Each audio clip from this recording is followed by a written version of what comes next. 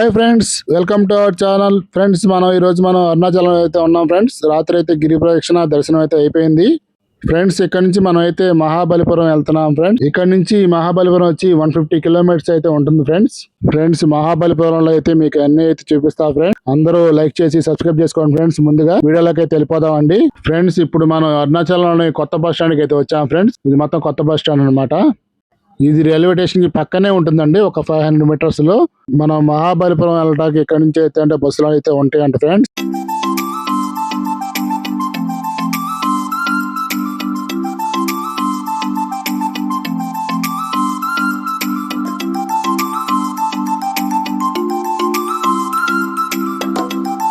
Friends, మనకైతే direct bus అయితే దొరకలేదు ఫ్రెండ్స్.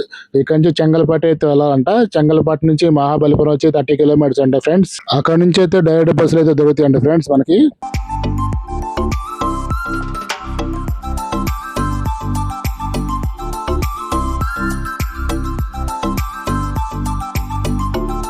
ఫ్రెండ్స్, ఇప్పుడే చెంగల్పట్టు బస్ స్టాండ్ కి అయితే చేరుకోవడం జరిగిందండి. బస్ స్టాండ్ కాబట్టి ఇట్లా రైల్వే స్టేషన్ అయితే ఉంటుంది ఫ్రెండ్స్. మా లగేజ్ మొత్తం లాకర్ లో అయితే పెట్టేసాం రైల్వే స్టేషన్ లో. ఈవినింగ్ మళ్ళీ చెంగల్పట్టు వచ్చి ఇక్కడ నుంచి అయితే మెడ్రాస్ అయితే వెళ్తాం ఫ్రెండ్స్. చెంగల్పట్టు నుంచి చెన్నైకి నెంబర్ ఆఫ్ ట్రైన్స్ అయితే అవైలబుల్ గా ఉంటాయండి ఎప్పుడు. ఫ్రెండ్స్, ఇదేనండి చెంగల్పట్టు బస్ స్టాండ్. చూసారండి, చాలా నీట్నెస్ అయితే లేదండి, చాలా చండాలంగా ఉంది. ఇక్కడ బస్ స్టాండ్లు మొత్తం అంతే ఉన్నాయండి. అన్ని బస్ స్టాండ్లు అంతే ఉన్నాయి. అరుణాచలంలో పాత బస్ స్టాండ్ కూడా అంతే ఉంది. నీట్నెస్ అయితే లేదు ఫ్రెండ్స్.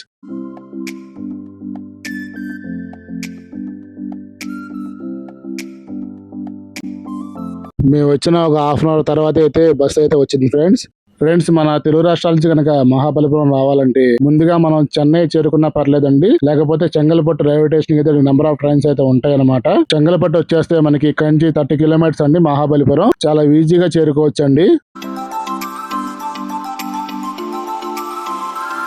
ఫ్రెండ్స్. ఈ మహాబలిపురంలో మనం తప్పకుండా చూడవలసిన ప్రదేశాల్లో ఒకటి షోర్ టెంపుల్ ఫ్రెండ్స్, ఇంకోటి పంచరథాలు ఫ్రెండ్స్, మూడోది లైట్ హౌస్ ఫ్రెండ్, ఆ రోజుల్లో కట్టిన లైట్ హౌస్ అనమాట ఇది.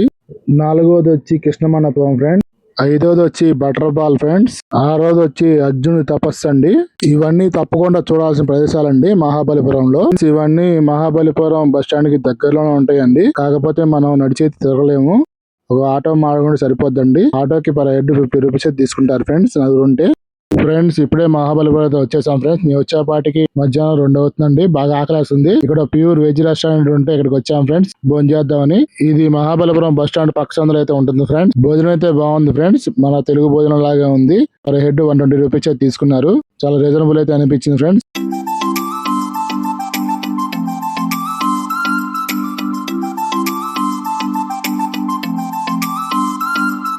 ఫ్రెండ్స్, ఇప్పుడు మనం ముందుగా షోర్ టెంపుల్ కి అయితే వెళ్తున్నాం ఫ్రెండ్స్. బస్ స్టాండ్ నుంచి షోర్ టెంపుల్ వచ్చి 300 మీటర్స్ ఉంటుంది ఫ్రెండ్స్. షోర్ టెంపుల్ కి వెళ్తుంటే మనకి దారిలో ఈ కోనేరు అయితే కనబడింది ఫ్రెండ్స్.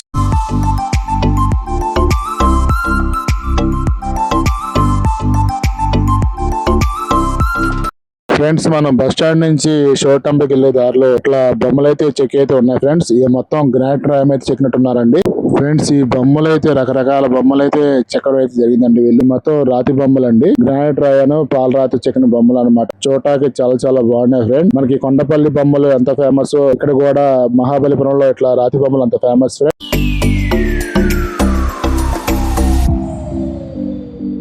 ఈ విష్ణుమూర్తి విగ్రహం అయితే చాలా బాగుంది ఫ్రెండ్స్. అంత చాలా నీట్ గా ఉందన్నమాట.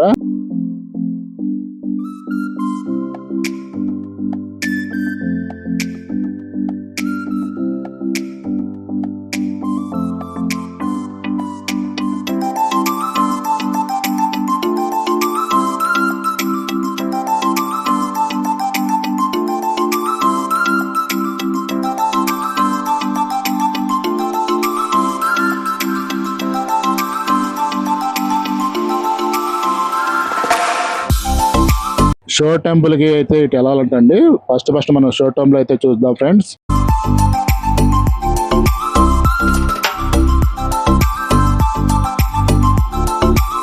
మనం స్ట్రైట్ గా వెళ్తే కనుక షోర్ టెంపుల్ వస్తుంది. ఈ సైడ్ అంతా షాప్ కనబడుతుంది కదండి. ఈ స్ట్రైట్ వెళ్తే మాత్రం మనకి బీచ్ కి అయితే దారి ఉంటుందండి ఫ్రెండ్స్. ఇప్పుడు ఇక్కడ ఈ టెంపుల్స్ మొత్తం చూస్తాకి మనకి టికెట్ అయితే ఉంటుంది ఫ్రెండ్స్. పర్ హెడ్ 40 రూపీస్ అంట. అంటే మొత్తం అన్నిటికీ కలిపి ఫ్రెండ్స్, ఇందా మీకు చూపించిన వాటి అన్నిటికీ కలిపి 40 రూపీస్ అండి. ఇక్కడ లోపల టికెట్ కౌంటర్ ఉంటుంది ఫ్రెండ్స్.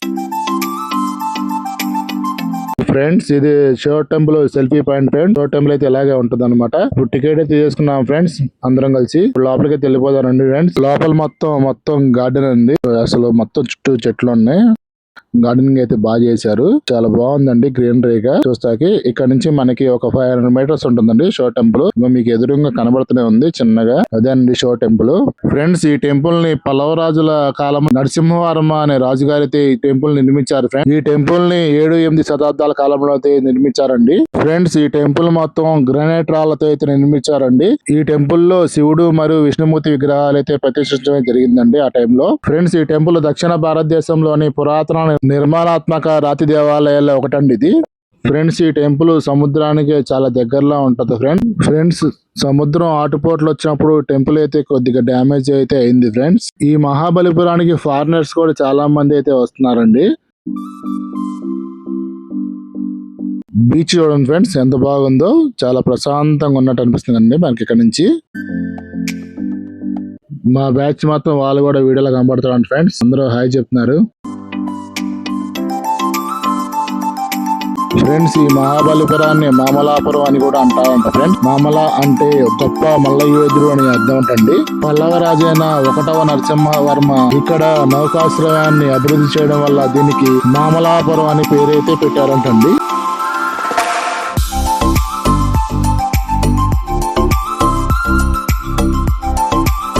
ఫ్రెండ్స్ ఇక్కడ మనం ఒక వింతైన బావిని అయితే చూడొచ్చు ఫ్రెండ్స్. సముద్ర గర్భంలో వచ్చే ఆటుపోట్లు, తుఫాన్లు వాటి హెచ్చరికలను తెలిపే బావి అండి ఇది. ఫ్రెండ్స్ ఇదేనండి ఆ బావి.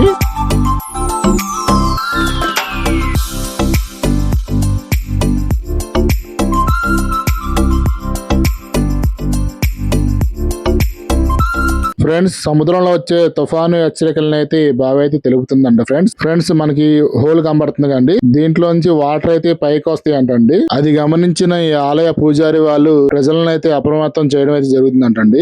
అసలు 7-8 శతాబ్దంలోనే ఎంత టెక్నాలజీ ఉపయోగించాలంటే చాలా గ్రేట్ అండి అప్పుడు వాళ్ళు. ఫ్రెండ్స్ ఇదేనండి శివాలయం. ఈ లోపల మనకి శివలింగం అయితే ఉంటుంది ఫ్రెండ్స్. లోపలికైతే వెళ్ళనివ్వట్లేదు ఇప్పుడు. హర హర మహాదేవ శంభో శంకర ఓం నమ శివాయ. ఫ్రెండ్స్ ఈ టెంపుల్ సముద్రానికి దగ్గరలో ఉండటం వల్ల తుఫాన్ల వల్ల ఈ సముద్రం అయితే కొంతకాలం అయితే సముద్ర గర్భంలో అయితే మునిగిందంటండి. అందువల్ల టెంపుల్ అయితే కొంచెం డ్యామేజ్ జరిగింది ఫ్రెండ్స్.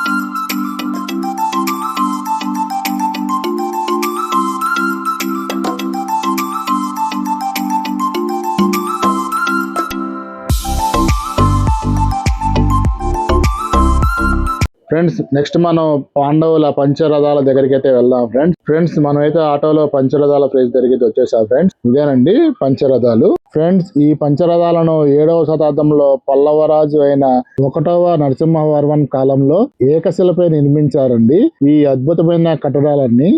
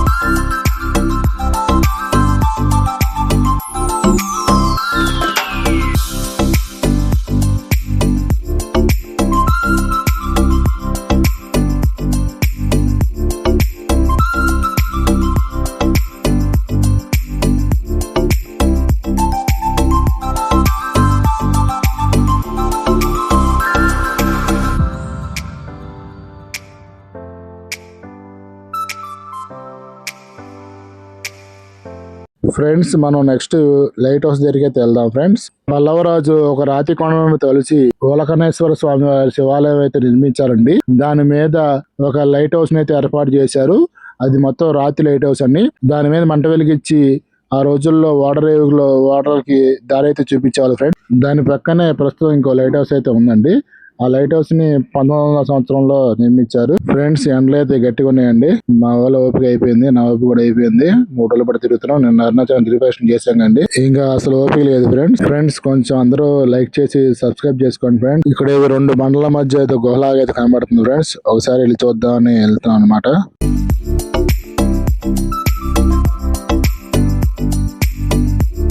ఫ్రెండ్స్ ఇదేనండి ఓల్డ్ లైట్ హౌస్. కింద టెంపుల్ ఉంటుంది ఫ్రెండ్స్, శివాలయం ఉంటుంది అనమాట. దాని మీద ఇట్లా లైట్ హౌస్ లా ఏర్పాటు చేశారు ఆ రోజుల్లో.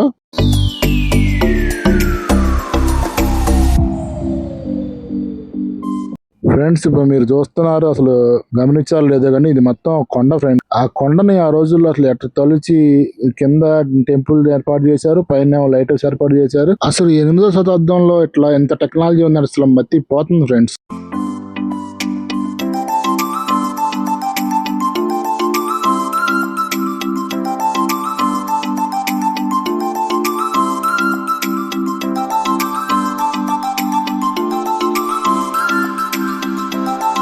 ఫ్రెండ్స్ ఇక్కడ నుంచి చూస్తుంటే మహాబలిపురం మొత్తం కనబడుతుందండి.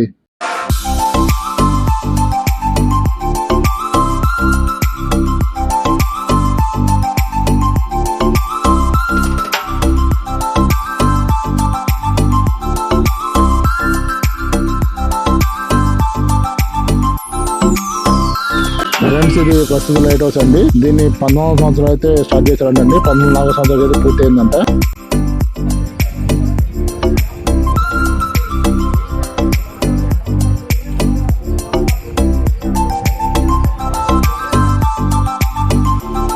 ఫ్రెండ్స్ టైం అయితే 5 అయిపోతుందండి. 6 కి మొత్తం క్లోజ్ అంట. నెక్స్ట్ ఇంకో ప్లేస్ కి అయితే వెళ్ళిపోదాం ఫ్రెండ్స్. ఈ ప్లేస్ వచ్చి అర్జునుడి తపస్సు. మీరు ఎదురుగా చూస్తున్నారు కదా, ఒకే బండరాయి మీద శిల్పాలను చాలా అద్భుతంగా అయితే చెక్కారండి. ఇది మొత్తం ఒకే గ్రానైట్ బండపై అయితే చెక్కారు ఫ్రెండ్స్. ప్రపంచంలోనే అతి పెద్దదైన శిల్పకళ అండి ఫ్రెండ్స్ ఇది.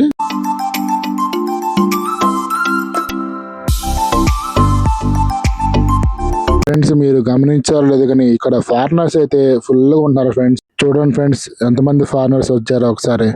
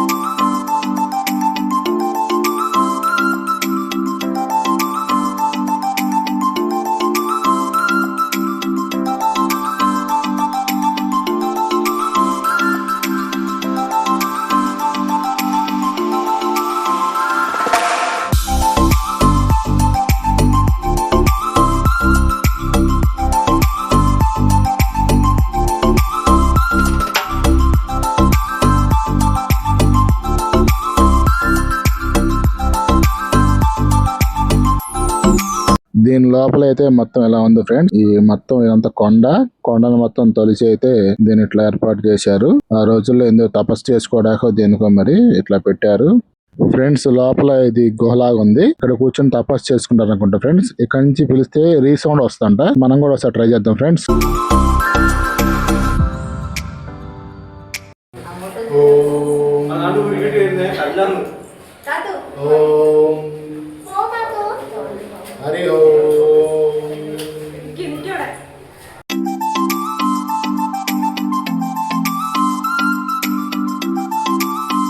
ఫ్రెండ్స్ మనం నెక్స్ట్ చూసేది కృష్ణ మండపం ఫ్రెండ్స్. శ్రీకృష్ణుల వారు గోవర్ధన పర్వతాన్ని ఎత్తేది సన్నివేశాన్ని చాలా బాగా చిత్రీకరించారండి రాతి గోడల మీద.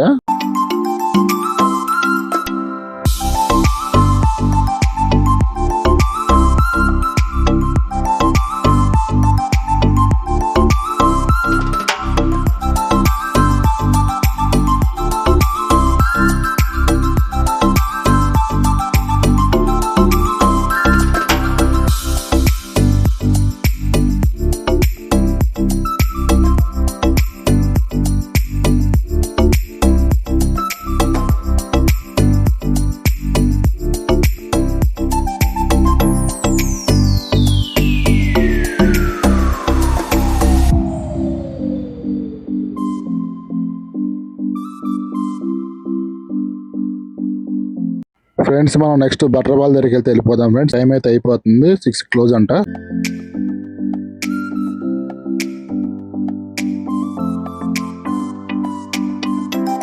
ఫ్రెండ్స్ మనకి ఎదురుగా కనబడేదండి కృష్ణాస్ బటర్ బాల్ అంటారు అనమాట. దీనిని తెలుగులో కృష్ణుని వెన్న ముద్ద అని కూడా అంటారు ఫ్రెండ్స్. దీని బరువు సుమారు 250 టన్నులు ఉంటుందంట ఫ్రెండ్స్. ఇది 6 మీటర్ల ఎత్తు, 5 మీటర్ల వెడల్పు కలిగిన ఒక గ్రానైట్ రాయి అండి.